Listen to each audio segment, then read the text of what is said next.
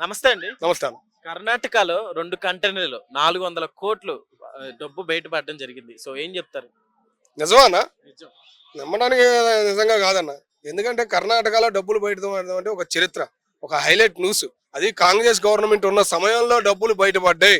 అంటే ఒక అవినీతి అనేది ఏదో రివర్స్ అయ్యింది.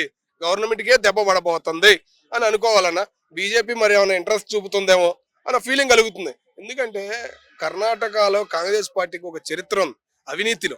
ఓకేనా? అవినీతిని మించిన చరిత్ర ఏదైనా ఉందంటే జరిగేది భారతదేశంలో కర్ణాటక రాష్ట్రంలోనే జరిగింది. ఎందుకంటే కుబేరులు ఉంటారు చూసావా, కుబేరులు తినడం తెలీదు, పక్కనాడికి పంచడం తెలీదు, పిసినారితనంతో పాక్కుపోయి రోగాలు కూడా మరి వాళ్ళ జోలికి వెళ్ళవు. అట్లాంటి వాళ్ళు ఉన్న ప్లేస్ అది కర్ణాటక అనేది. అట్లాంటి రాజకీయ నాయకుల దగ్గర బయటపడ్డాయా, మరి అవినీతి పరులు బయటపడ్డాయా ఏందనేది ఇంకా క్లారిటీ రాలేదు కాబట్టి మనం అనుకోవచ్చు. 400 కోట్లంటే సో, ఇలాంటి న్యూస్‌ని అంటే పెద్దగా పబ్లిక్ గూడా ఎవరు పట్టించుకోవట్లేదు. ఏం జెప్తారు? ఇదంతా ప్రజాధనమే అయి ఉంటది గదా!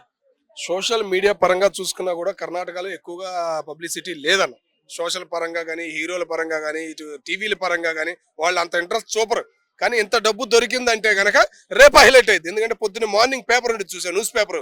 ఇంకా న్యూస్ పేపర్ బతికుందంటే కర్ణాటక ఒక్క చోటే.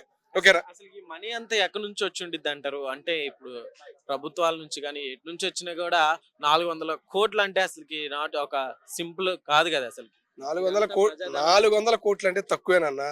మోడీ గారు చేసిన పుణ్యం ఒకటి, ఏది నోట్ల రద్దు చూసావా, అది ఒక్కటి జరగకుండా ఉన్నట్టయితే నాలుగేందన్నా 14 లక్షల కోట్లు బ్లాక్ మనీలు కుబేర్లు ఉండారు, డబ్బులన్నీ బయటపడతాయి. ఓకే అండి. Thank you. నమస్తే అండి. నమస్తే అండి. కర్ణాటకలో ఒక ఇన్సిడెంట్ ఇప్పుడు సంచలనం రేపుతుంది. ఒక 2 కంటైనర్‌లో 400 కోట్లు బయటపడ్డాయి. సో, ఏం చెప్తారు అసలు ఈ ధనం అంతా ఎక్కడిదంటారు? 400 కోట్లంటేనండి మహా అవినీతితో సంపాదించిన సొమ్మిది. అది ఎవరిదో స్పష్టంగా మనకి ఇంకా లెక్క తేలలేదు కానీ, వాస్తవానికి ఏంటంటే హై లెవెల్ ప్రొఫైల్ ఉన్న అధికారులకైతే లేదా రాజకీయ నాయకులకైతే తెలుస్తది. అది ఎవరి సొమ్ము అనేది వాళ్ళకి తెలుస్తదండి. మన దాకా తెలియనివ్వరు. ఇక్కడ నేననేది ఏంటంటే అది పూర్తిగా అయితే ప్రజల సొమ్మే. అంటే అది ఇప్పుడు సపోజ్ ఏదన్నా చిన్న చిన్న ఇప్పుడు రిజిస్టర్ ఆఫీసులోను, పోలీస్ స్టేషన్‌లోను చూస్తే చిన్న చిన్న విషయాలకే లంచాల మీద అవుతుంది. అది రూ. 100 అవ్వచ్చు, రూ. 1000 అవ్వచ్చు, లేదా 10,000, 50,000, రూ. 1,00,000. కానీ కొన్ని పెద్ద విషయాలకొచ్చినప్పుడు ఏంటంటే అది కోట్లలోనే ఉంటది. ఆ విధంగా సంపాదించేసిన సొమ్ము ఏంటంటే ఇదంతా దోపిడీ చేసి అదంతా ఒక కంటైనర్‌లో పెట్టి అది ఇంకో చోటకి తీసుకెళ్ళి అక్కడ ఏదన్నా ఎలక్షన్ టైంలో వాడుకుందాం అన్న ఉద్దేశంతో ఏమన్నా ఒక చోట సేఫ్‌గా స్టోరేజ్ చేయడానికి పట్టుకెళ్తున్నారో లేదో తెలీదు. లేదా ఎవరికన్నా తన ఆళ్ళని కాపాడుకోవడానికి వేరే వాళ్ళకి ఇవ్వటానికి ఏమన్నా చేస్తున్నారో తెలీదు.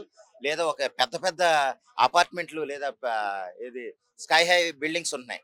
అపార్ట్మెంట్స్ ఉన్నాయి. అటువంటివి కట్టడానికి ఏమన్నా దాయటానికి తీసుకెళ్తున్నారో లేదో తెలీదు. మొత్తానికైతే గనక ప్రజల దగ్గర అవినీతిగా దోసేసిన అవినీతి సొమ్మది. దాన్నేంటంటే ప్రజలు ఏదైనా చేసే ముందు కూడా కొంచెం గమనించాలి. గమనించుకుని ఈ అధికారుల విషయంలోనూ లేదా ఈ రాజకీయ నాయకుల విషయంలోనూ రాజకీయ నేతలే ఇదంతా చేసుంటారు అంటున్నారు. దాని వెనకంతా వాళ్ళే ఉంటారు అని అంటున్నారు. అవునండి. అది ఖచ్చితంగా ఉంటారండి. అది ఎలాగంటే రాజకీయ నాయకుల దగ్గర తప్ప లేదా ఒక పెద్ద పెద్ద రియల్ ఎస్టేట్ వ్యాపారాలు చేసేవాళ్ళు తప్ప వేరే వాళ్ళ దగ్గర అంతంత సొమ్ము ఉండదండి. మామూలుగా ఇప్పుడు నేను ఒక అవినీతి చేసే ఉద్యోగిని అనుకోండి. నా దగ్గర మహా అయితే 10,000 ఉంటాయి, లేదా 50,000 ఉంటాయి, రూ. 1,00,000 ఉంటాయి.